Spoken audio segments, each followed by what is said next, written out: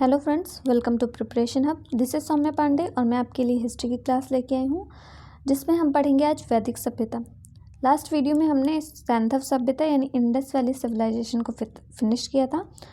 आज हम वैदिक सभ्यता पढ़ेंगे।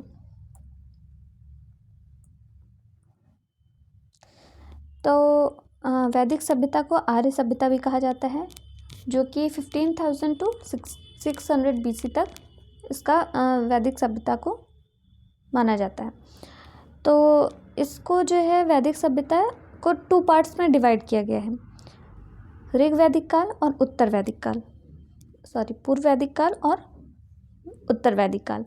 तो जो पूर्व वैदिक काल है उसे ऋग वैदिक काल भी कहा जाता है। क्यों? क्योंकि उस जो पूर्व वैदिक काल है उसका जो स्रोत है वो ऋग्वेद है। उस समय सिर्फ ऋग्वेद था। इसके बाद जो है उत्तर वैदिक काल में यजुर्वेद, सामवेद और अथर्ववेद का विकास हुआ।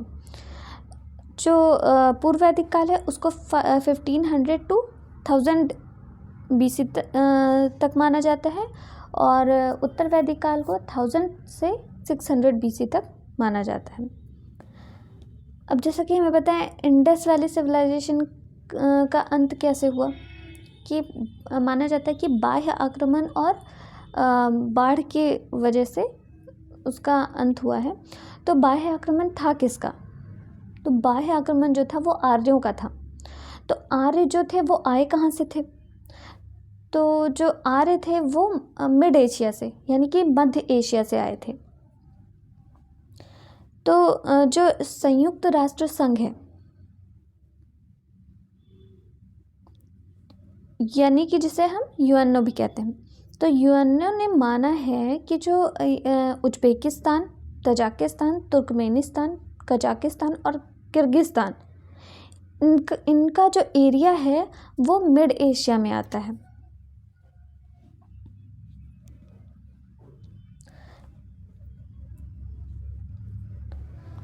तो अब देख लेते हैं कुछ प्राचीन नाम जो उस समय इस्तेमाल होते थे, जिसे अब सिंध बोला जाता था। ये जो नदियां हैं, ये कुछ नदियां हैं जिनका उस समय नाम होता था सिंध। सिंधु को बोलते सिंध को उस समय सिंधु बोलते थे। व्यास को बिपाशा, सतलज को सत्रुदी, रावी को परुशनी, झेलम को वितस्ता, सरस्वती को सुरसती और चेनाब को अस्किनी। ठीक है, आप स्क्रीनशॉट ले सकते हैं इसका। तो ये कुछ नाम है जिनका उस समय इस्तेमाल होता था।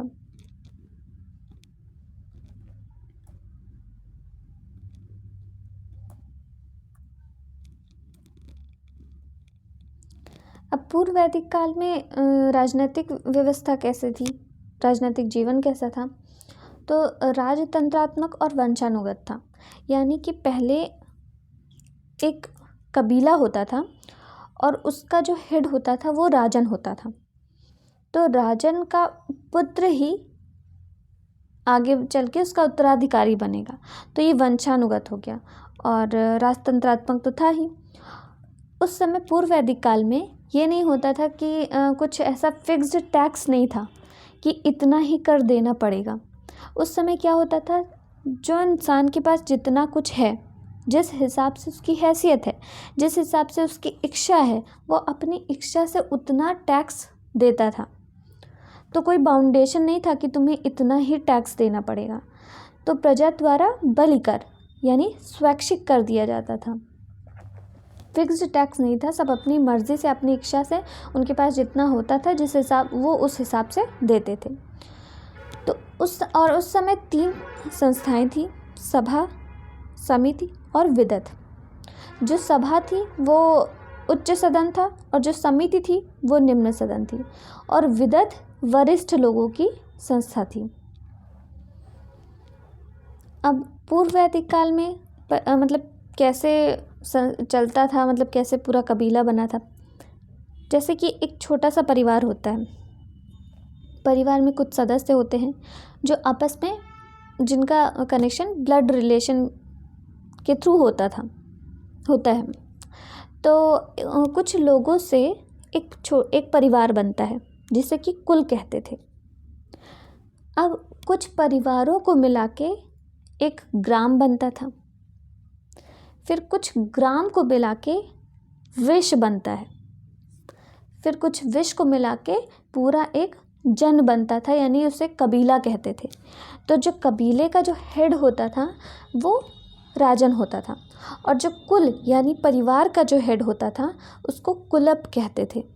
तो उस समय क्या होते थे, जो सबसे वृद्ध होते थे घर के वही कुलप होते थे। और जो राजन तो पता ही है। तो सबसे बड़ी इकाई क्या होती थी, वो सबसे बड़ी इकाई जन होती थी, और जो सबसे छोटी इकाई होती थी वो कुल होती थी, यानी परिवार होता था सबसे छोटी इकाई।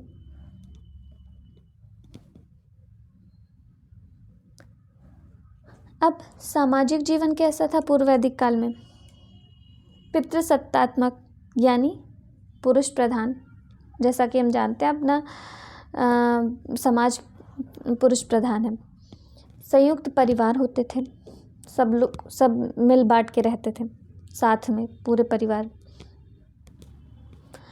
समाज में उस समय अभी देखिए कितना भेदभाव होता है, छुआछूत ये सब, अब तो फिर भी कम हुआ है, लेकिन फिर भी जो है उस समय पूर्व वैदिक काल में ऐसी कोई भी प्रणाली नहीं थी कि मतलब छुआछूत और जातिवाद का भेदभाव, सती प्रथा, ऐसा कुछ भी नहीं था, बाल विवाह।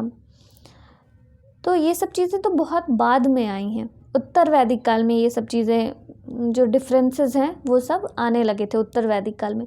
पूर्व वैदिक काल में ऐसे डिफरेंसेस बिल्कुल भी नहीं थे, डिस्क्रिमिनेशन नहीं होता था उस समय। पूर्व वैदिक काल में विधवा पुनर्विवाह होता था, जिसे कि नियोग प्रथा कहते थे। महिलाएं जो होती थी वो शिक्षा ले सकती थी।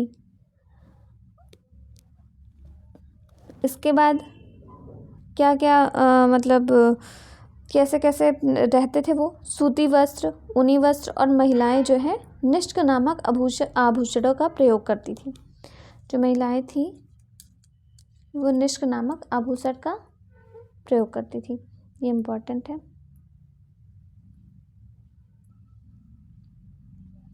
सूती वस्त्र था,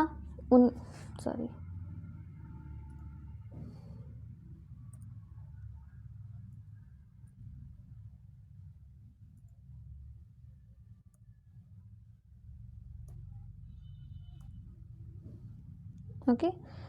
तो सूती वस्त्र, ऊनी वस्त्र और महिलाएं निष्क नामक आभूषण का प्रयोग करती थी। खान पान में क्या होता था? गाय का दूध, उससे बने उत्पादों का इस्तेमाल होता था। उस समय बहुत ज़्यादा नॉलेज तो था नहीं हमारे पास, फ्री टाइम बहुत बचता था। मनोरंजन के लिए क्या करते थे? पाशे का खेल खेलते थे, जुए का खेल खेलते थे, सोमरसपान, संगीत और नृत्य। अब सोमरसपान क्या है? सोमरसपान एक नशीला पदार्थ है, जैसे कि अभी शराब वगैरह, अल्कोहल, वैसे ही उस समय सोमरस था। तो एक तरीके से अल्कोहल जैसा नशीला पदार्थ था। इसके बाद देखते हैं पूर्व वैदिक काल में 8 प्रकार के विवाह होते थे। कौन कौन से? ब्रह्म विवाह, दैव विवाह, आर्य विवाह, प्रजापत्य विवाह, असुर विवाह, गंधर्व विवाह, राक्षस विवाह और पैशाच विवाह। ब्रह्म विवाह क्या होता था? ब्रह्म विवाह में समान वर्ण में कन्या की ओर से उपहार देकर किया जाने वाला विवाह, मतलब सेम वर्ण के हैं और कन्या जो है कुछ कन्या की तरफ से उपहार दिया जाता था। इसके बाद दैव विवाह। दैव विवाह में क्या होता था? यज्ञ कर्म करने वाला, यज्ञ कर्म करने वाले के साथ दक्षिणा देकर कन्या का विवाह किया जाता था। इसके बाद है आर्य विवाह। आर्य विवाह में कन्या के पिता को वर पक्ष द्वारा एक जोड़ी बैल देकर विवाह करना। कन्या के पिता को वर पक्ष द्वारा एक जोड़ी बैल देकर विवाह करना। यानी देखिए ये थोड़ा उल्टा हो गया ना। हर्ष में क्या होता था कि कन्या के ही पिता उपहार देते थे। अब आर्य विवाह में क्या होता है, आर्य विवाह में होता था कि कन्या जाती थी और जो मतलब लड़के वाले होते थे वो एक जोड़ी बैल देते थे। इसके बाद है प्रजापत्य विवाह। प्रजापत्य विवाह बेस्ट है जो मुझे लगता है, बिना लेन देन के साथ योग्य वर के साथ विवाह, तो ये प्रजापत्य विवाह हो गया। असुर विवाह, असुर विवाह क्या होता है, कन्या को उसके माता पिता से खरीद कर विवाह करना। अब बोला जाता है ये राजा दशरथ ने जो कैकेयी से विवाह किया था वो असुर विवाह किया था, यानी कैकेयी को उनके माता पिता से खरीद कर ये विवाह किए थे उनसे। गंधर्व विवाह, गंधर्व विवाह ये सिर्फ क्षत्रियों में होता था, मतलब क्षत्रियों में इसकी ज़्यादा चलन था। तो गंधर्व विवाह यानी जिसे हम आज लव मैरिज कहते हैं, प्रेम संबंध में किया जाने वाला विवाह। तो राजा दुष्यंत और उनकी पत्नी जो थी शकुंतला, ये लोग लव मैरिज किए थे। इसके बाद है राक्षस विवाह। राक्षस विवाह क्या होता था, पराजित राजा की पुत्री, बहन या पत्नी से उसकी इच्छा के विरुद्ध किया गया विवाह, ये होता था राक्षस विवाह। इसके बाद पैशाच विवाह, यह विवाह प्रायः विश्वासघात के द्वारा किया जाने वाला विवाह है, मतलब विश्वासघात किया जाता था तो विवाह किया जाता था, विश्वासघात करके विवाह करना पैशाच विवाह होता है। नेक्स्ट, अब स्मृतियों में ब्रह्म विवाह, दैव विवाह, आर्य विवाह और प्रजापत्य विवाह, इससे तो अच्छा माना गया है, लेकिन बाकी के 4 विवाह यानी असुर विवाह, गंधर्व विवाह, पैशाच विवाह, राक्षस विवाह, इन चारों की निंदा की गई है। देखिए, अब असुर विवाह केवल वैश्य और शूद्रों में मान्य था, गंधर्व विवाह क्षत्रियों में होता था, और ऐत्रेय ब्राह्मण ग्रंथ के अनुसार पुत्री को समस्त दुखों का कारण, जबकि पुत्र को परिवार का रक्षक माना जाता था। ठीक है, जो कि बिल्कुल ही गलत है। पुत्री समस्त दुखों का स्रोत मानी जाती थी, किसमें, ऐत्रेय ब्राह्मण ग्रंथ में। अब आप बताइए कि जो ऐत्रेय ब्राह्मण ग्रंथ है वो किस वेद का ब्राह्मण ग्रंथ है। अब मनुस्मृति में प्रारंभ में 4 विवाह की प्रशंसा की जाती थी और बाकी की निंदा की जाती थी, और जो बाकी 4 विवाह थे यानी ब्रह्म विवाह, दैव विवाह, आर्य विवाह और प्रजापत्य विवाह, इससे सिर्फ मतलब ये ब्राह्मणों को सिर्फ यही 4 विवाह मान्य थे, इसके अलावा नहीं मतलब सही नहीं माना जाता था। अब पशुपालन, गाय, बैल, भेड़, बकरी, सुअर, कुत्ता, घोड़ा, इन सब का पशुपालन मतलब पालन होता था। गाय को अघन्य यानी जिसे ना मारने योग्य कहा जाता था, जिसकी हत्या नहीं की जाती थी गाय को। अब कृषि से रिलेटेड कुछ उस समय के जो नाम हैं, जैसे जौ है उसे यव कहते थे, गेहूं को गोधूल कहते थे, धान को साली कहते थे, सरसों को सारिसाला कहते थे, उर्दी को उरद, तिल को तिल। अब उस समय पूर्व वैदिक काल में पहली फसल जिसे उगाया गया वो कौन सी फसल थी, वो जव, यानी कि जिसे हम यव भी कहते हैं। उस समय यव कहते थे, जिसे अब जौ कहते हैं। उस समय सिक्कों का प्रचलन नहीं था, तो वस्तुओं का आपस में लेन देन से व्यापार होता था। किसी को कुछ ज़रूरत है, किसी को कुछ ज़रूरत है, तो वो अपना लेन देन करके काम चलाते थे। और ज़्यादातर जब जो लेन देन होता था वो निष्क नामक आभूषण और गाय के द्वारा गायों का प्रयोग किया जाता था। उस टाइम में पूर्व वैदिक काल में लोहे का ज्ञान नहीं था, तो तब के लोग जो हल का इस्तेमाल करते थे वो लकड़ी का इस्तेमाल करते थे।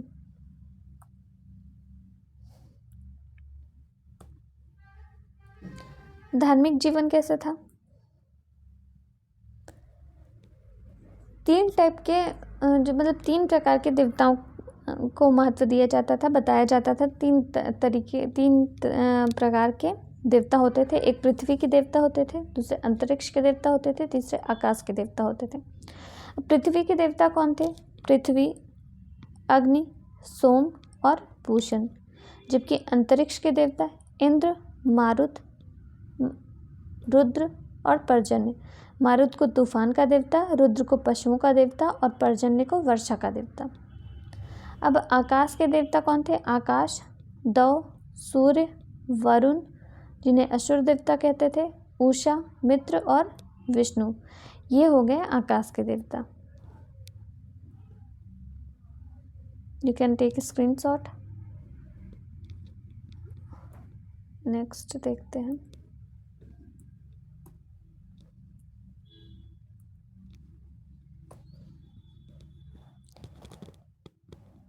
अब अभी जैसे कि इस समय हम ज़्यादातर त्रिदेव को इम्पोर्टेंस देते हैं, जो कि ब्रह्मा, विष्णु और महेश है। पर पूर्व वैदिक काल में सबसे ज़्यादा इंद्र को इम्पोर्टेंस दिया गया था और उसके बाद अग्नि को इम्पोर्टेंस दिया गया था। इंद्र को पुरंदर भी कहते थे, वर्षा का देवता या फिर युद्ध का देवता भी इंद्र को कहा जाता था। ऋग्वेद में कुल 33 देवताओं की मंडली का उल्लेख मिलता है। तो ये हुआ कुछ इम्पॉर्टेंट फैक्ट हमारे पूर्व वैदिक काल का। तो पूर्व वैदिक काल बहुत ज़्यादा इससे रिलेटेड प्रश्न नहीं पूछता है, ज़्यादातर मतलब थोड़े बहुत 2-3 क्वेश्चन आ जाते हैं। बाकी हमें नॉलेज तो होना ही चाहिए, लाइन से पूरा चल रहा है। तो इसके बाद उत्तर वैदिक काल आएगा, फिर ये हमारा वैदिक काल ख़त्म हो जाएगा, उसके बाद जनपद स्टार्ट होगा। तो आज के लिए बस इतना ही, फिर कंटिन्यू करेंगे नेक्स्ट वीडियो में। Thank you.